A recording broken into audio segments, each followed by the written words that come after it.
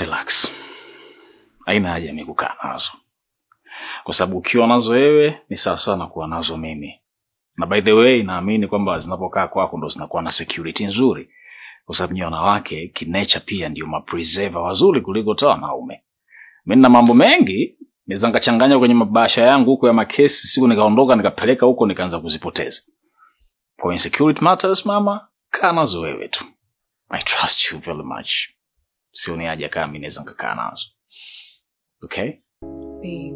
Yes. You are the mother house. You are the manager. You are the bodyguard. You deserve to get this all of shit. Na nachotaka ukumbuke mke wangu.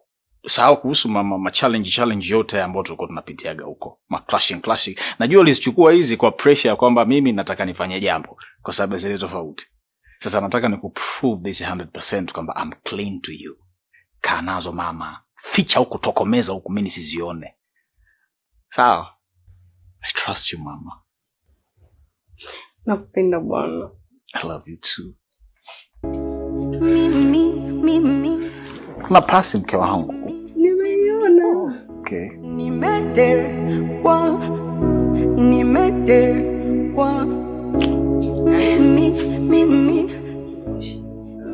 Hawe. Kwa mapenzi nimetekwa.